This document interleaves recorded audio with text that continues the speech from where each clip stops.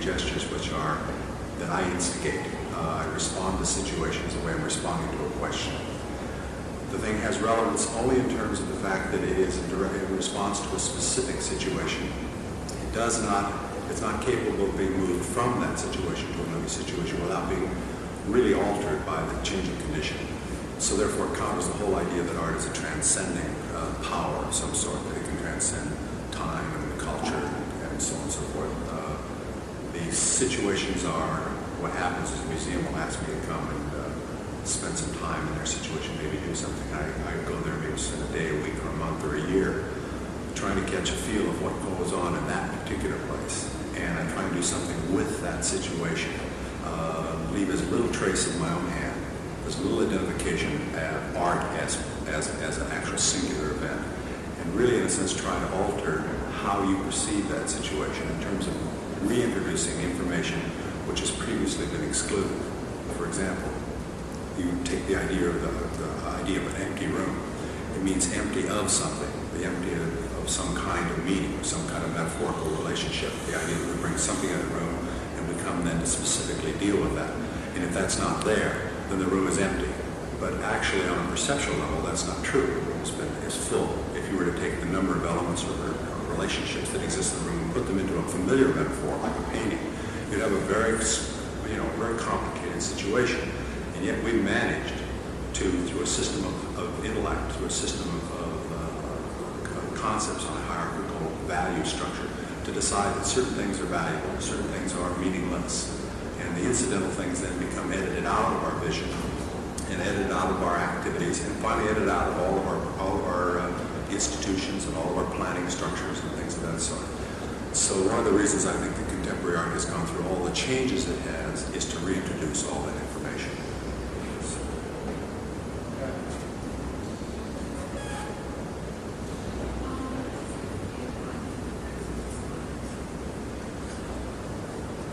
If it's never a consideration, I think that's one of the biggest misnomers in surrounded art, especially in terms of as art has become closer to the act of, defined as an act of expression. When you say expression, I'll carry it to that. So it's no longer a question. The second misnomer is the idea that communication is really a root reason for art, and that's just not true.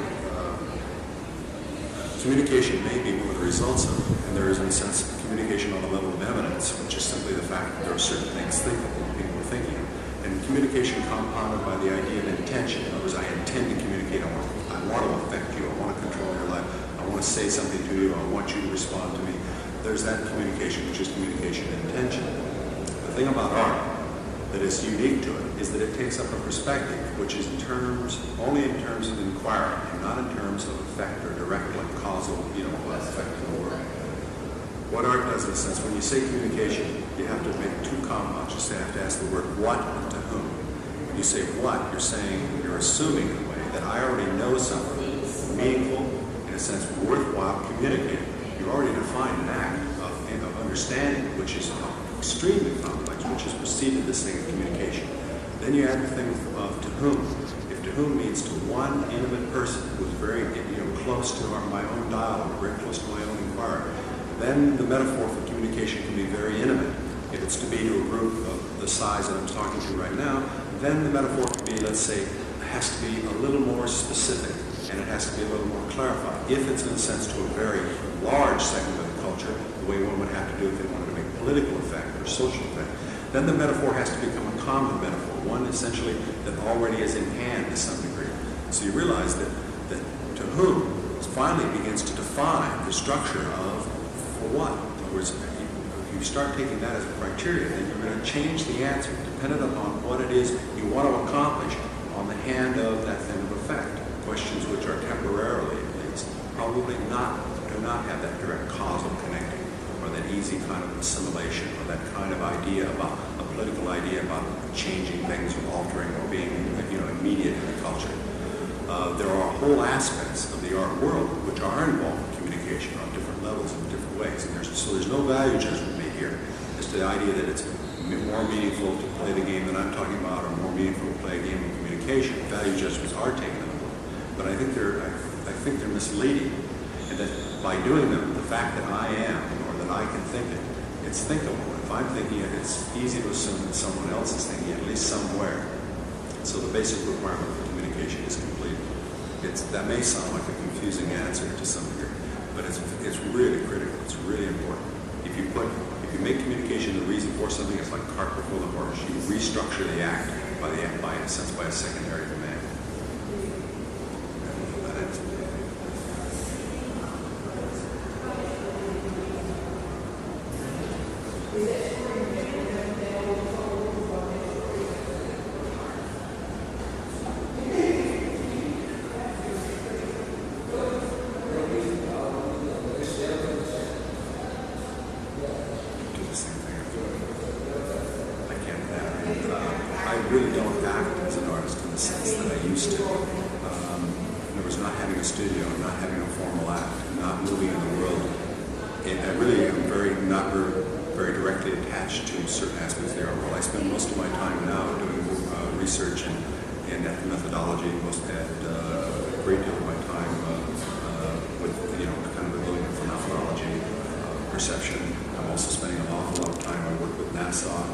Research on habitability criteria for long-term space travel and how it would exist in an environment over long periods of time, what it would take to support it. I spend an awful lot of time, we're doing a project called the Market Street Program, which is a system building, the idea that all structures and all institutions in this world are systems and that they're really ultimately terrestrially conceived, that they're not extraterrestrially conceived, although they would like to approximate extraterrestrial singleness. But so I spend my time doing all those things, and it seems like there doesn't seem to be any singular definition.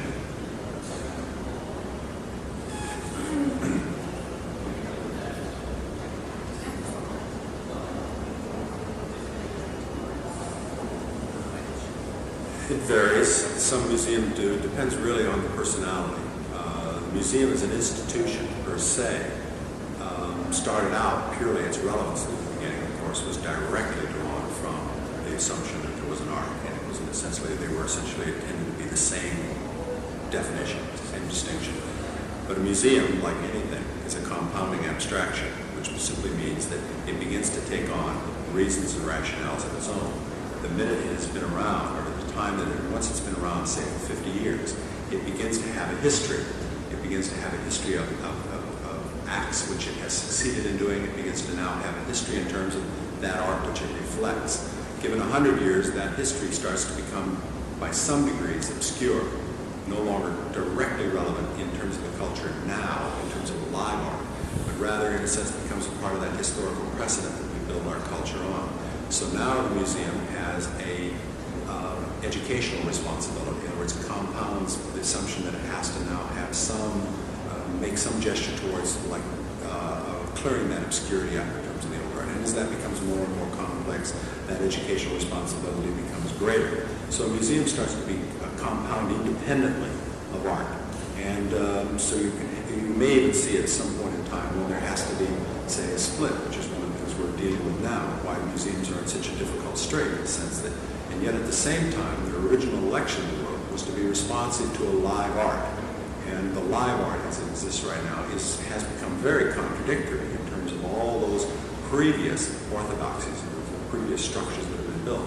Art is essentially existing outside of the structures, forcing at least some people in this world to reconsider the idea of museum, what it means. It's possible that at some point in time we'll have to even see a direct split on it. It's very difficult for a institution, especially if it is culturally supported, to deal, equitably with all those areas. It's a very complex thing to do. Some of them try.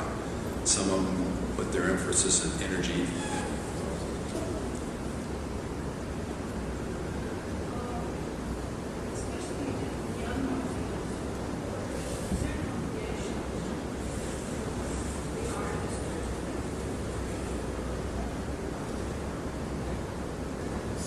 People assume obligations for museums depending on their perspectives.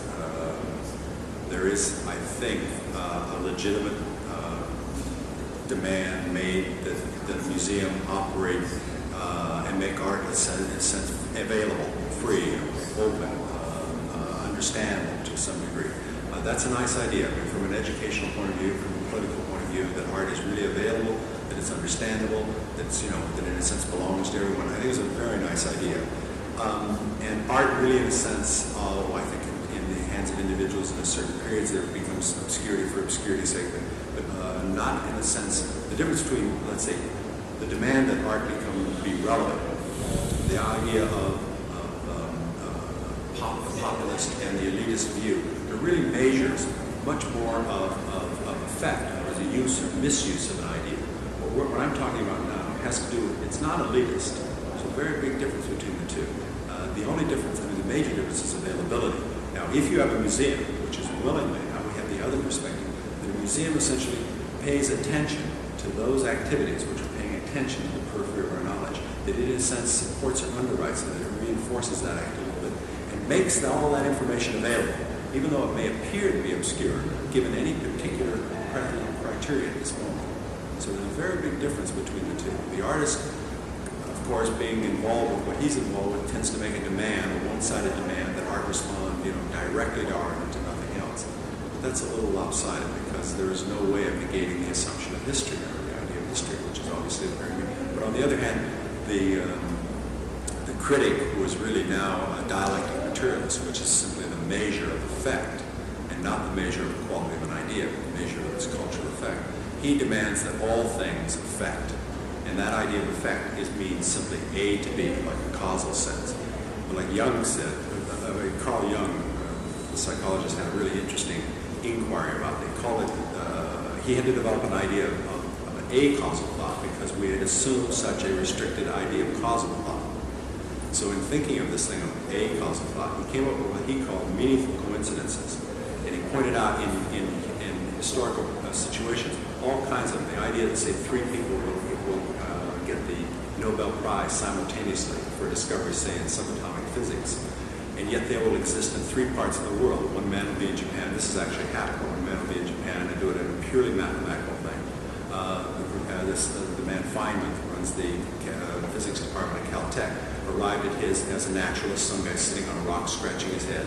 And the third man was in Europe, and he came about it as a geophysicist. And you put the three together, they all arrived at the same answer at the same point. So what he's simply saying is that certain ideas are eminent in the world, and that they are not as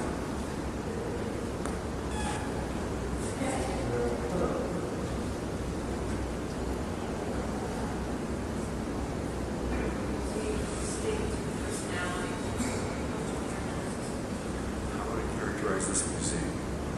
It's split too. It's schizoid. This museum is schizoid. It's split in two. What you have here is a very old-fashioned, stodgy museum, not because of the fact that it's funded by the county, which one would think, but because it is, in a sense, is directed by a board which has almost no interest. In fact, that's really, should say, maybe one or two people. But other than, the great majority of the board doesn't even have any interest in the idea that there's a contemporary or a live art. They're only concerned with that nice and comfortable dead art, which doesn't move around or make noises or contradict. It has no ambiguities in it. It lays there and allows itself to be structured in a nice, value hierarchical sense. The other part of the museum is the fact that there is a contemporary activity here. And that's really attributable to a personality. It's Maurice Tuckman. To the degree of good or bad, there's a contemporary activity in this museum. It's Tuckman. And it isn't just, you have to also take into consideration that he manages to do what he does without their assistance or approval, in fact, even against their grain.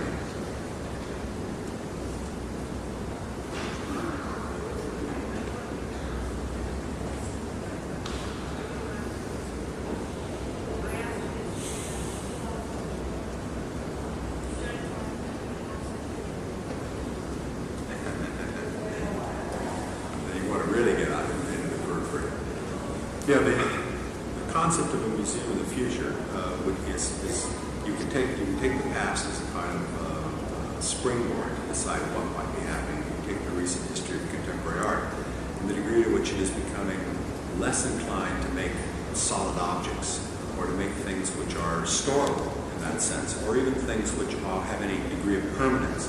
So the whole assumption of museums, as they're structured now, are to underwrite an idea of an art which is both contained and permanent.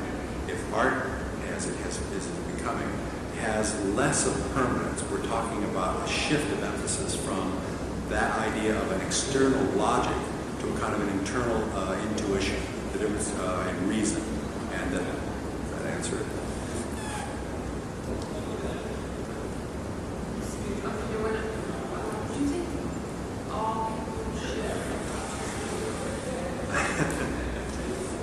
Do I think all people should be turned on to art?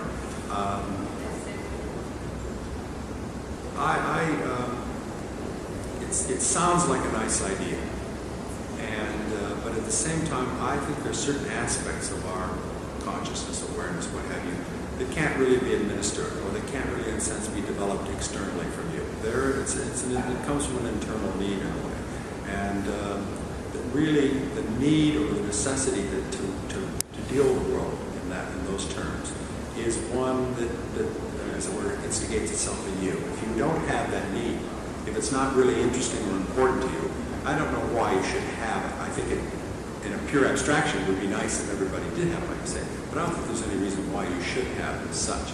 And so the idea of arbitrarily educating everybody to some assumption of art, and you have to realize that the fact that it exists and resides in particular things is a cultural construct, but not necessarily so. The direction that contemporary art is going now very much is changing that context and broadening it out so that to some degree,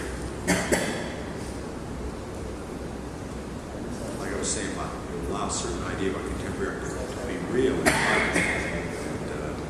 And so in our conversation, that's that whole system of education we've set up, which is the idea of assimilation of a kind of collective consciousness, is all underwritten by this idea about ideas as abstractions. And it really works in some way. There's a great gain, there's also a loss. A lot of contemporary art is about reintroducing the loss.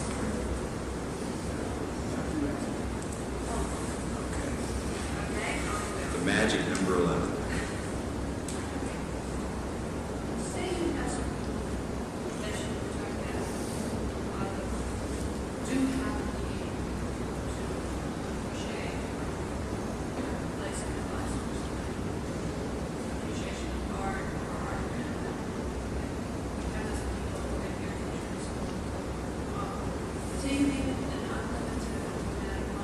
I would give it an unlimited amount.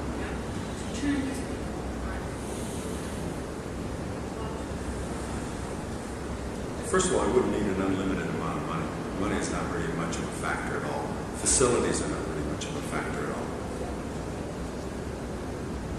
Oh, okay. Me give the question. What was the question? Yeah, the idea of, let's say, of educating or turning people on to art. Again, you made a metaphor there, which is an interesting one. Turning people on to art. It's like every time I start to get bored, we tend to do something to entertain ourselves or to keep ourselves busy, which means the minute we start getting bored, we pick up a telephone, call someone, turn on a television set, go to school, become educated.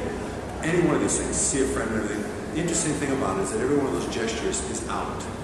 It's out away from you in a way. And the idea of educating art, the idea in the sense that we have, is the idea that there is an art and that everyone can be brought to that agreement, which really is essentially how our culture operates, the idea of common agreements.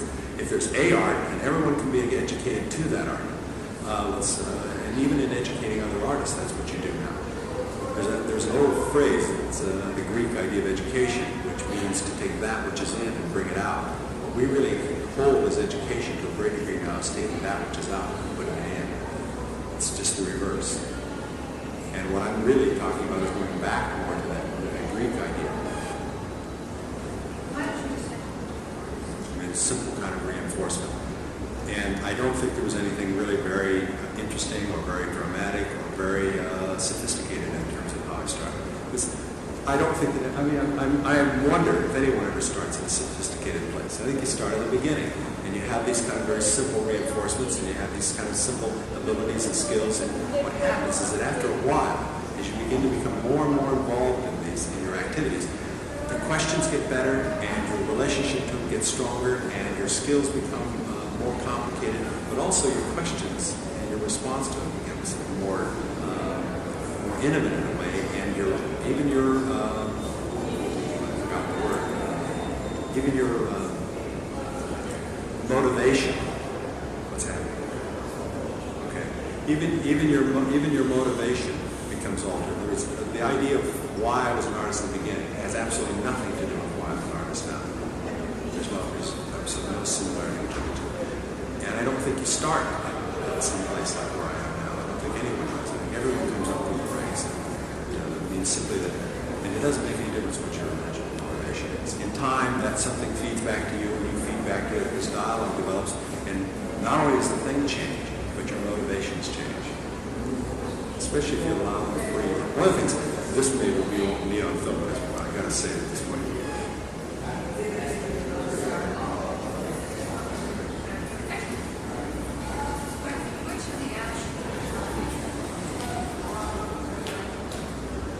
Really, finally, contemporary art is not that obscure. It's a fairly simple idea. In some sense, it's simpler than your classical art because it's less of an abstraction, less of a learned logic, the way, say, verbalization is like learning another language. It's much more of an intuitive thing. It's something very natural in terms of your own physicalness in the world.